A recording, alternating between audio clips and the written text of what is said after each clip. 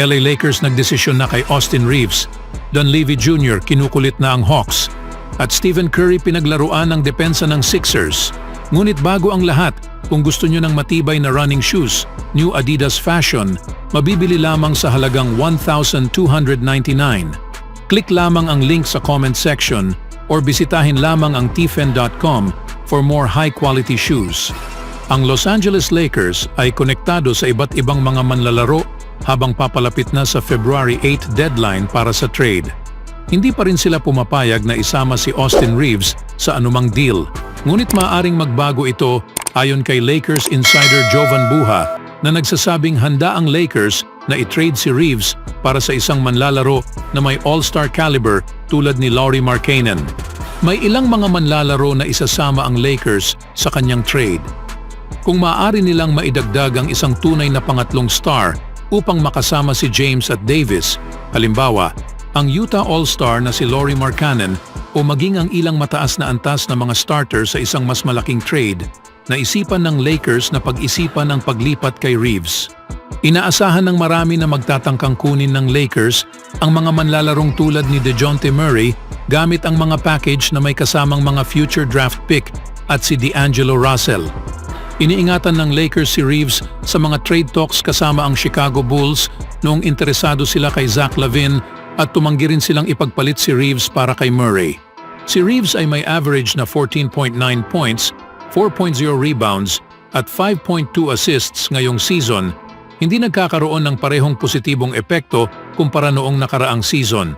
Ngunit kahit ang level na produksyon na ito ay solid na para sa isang manlalaro na kumikita lamang ng average na may $13.4 million kada season para sa susunod na 4 na taon. Ang kanyang pagiging swak kasama si LeBron James at Anthony Davis kasama ang team-friendly na kontrata ay ang nagpapagawang untouchable ito sa karamihan ng deals para sa Lakers, ngunit maaaring magbago ito sa isang deal kay Markkanen. Si Lauri Markkanen ay isa sa pinakamahusay na mga forward sa NBA mula nang matrade siya sa Utah Jazz noong nakaraang season. Siya ay isang all-star noong nakaraang taon at nasa contention na muling mapabilang-bilang reserve ngayong taon. Matapos tulungan ng Jazz na makabangon mula sa mabagal na simula ng season. Parehong may 24-24 na record sila tulad ng Lakers para sa number 9 seed. Dahil nasa playoff hunt ang Jazz, hindi madaling kunin si Lauri mula sa Utah. Natitiyak na magiging sulit si Markkanen sa Lakers dahil siya ay may average na 23.7 points at 8.8 rebounds habang kumikita ng $17.2 million bawat taon. Siya ay isa sa mayroong pinakamahusay na kontrata sa NBA para sa isang star para sa anumang team, isang bagay na may mataas na halaga sa NBA sa mga bagong alituntunin sa salary cap. Bagamat magtatapos ang kontrata ni Markkanen sa katapusan ng 2025 season, ang pagkuha sa kanya kasama si LeBron at AD ay maaaring maging isang makabuluhang hakbang para sa Lakers. Para sa Jazz, ang pagtanggap ng alok para kay Markkanen na nakatuon kay Reeves ay magiging katanggap-tanggap lamang kung isasama ng Lakers ang kanilang 2029 first-round pick unprotected kasama ang pick swaps sa 2028 at 2030. Bukod dito, maaaring hingin pa ng Jazz ang isang batang talento tulad ni Max Christie mula sa Lakers na maaaring makasira sa kinabukasan ng koponan kung hindi magtagumpay. Sa ibang balita naman mga kaibigan, ang Golden State Warriors ay maaaring gumawa pa ng ilang kakaibang galaw sa 2024 NBA trade deadline. Ngunit ang ideya ng Golden State na ilagay ang kanilang mga sugal para sa isang malaking deal na naglalayong mapabuti si Stephen Curry at ang kanyang koponan at makamit ang tunay na pagiging contenders ngayong season ay tila unti-unting nawawala araw-araw. Halimbawa, ang iniulat na pagtitipid na interes ng Warriors kay DeJounte Murray ng Atlanta Hawks, ang pinakamalaking pangalan na malamang na maglalaro sa ibang team pagkatapos ng February 8 deadline. Sa isang artikulo na naglalarawan sa status ng Golden State habang dumadating ang deadline, sinabi ni Anthony Slater ng The Athletic na medyo malamig ang pagsalubong ng Warriors kay Murray. Ayon kay Slater, si Mike Dunleavy Jr.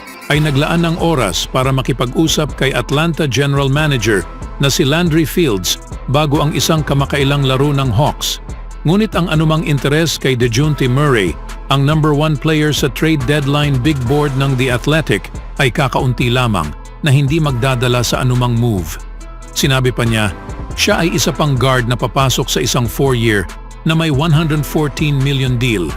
Parehong istorya kay Zach LaVine ng Chicago. Ang itinatanging kaangkopan ni Murray sa papel para sa Warriors ay may kahulugan.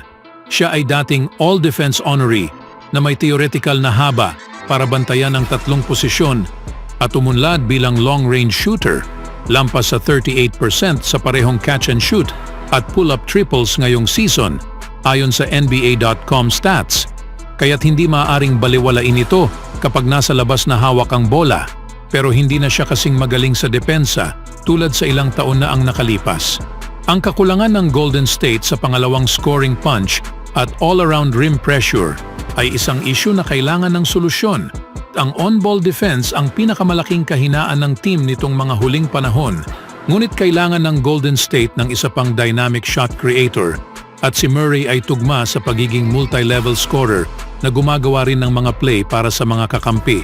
Si Murray ay tiyak na hindi makakapagpabukod sa Dubs patungo sa top-tier contention gamit ang kanyang sarili. Marahil ayaw ng Dubs na bayaran ng halaga na pag-aari nito at kunin siya, at ang paglalagay sa kanyang nakatagong pera sa salary sheet, katabi ang sahod ni Curry, Draymond Green, at ang inaasahan pay cut ni Klay Thompson sa summer, ay ang magpapabawas lamang sa flexibility ng front office.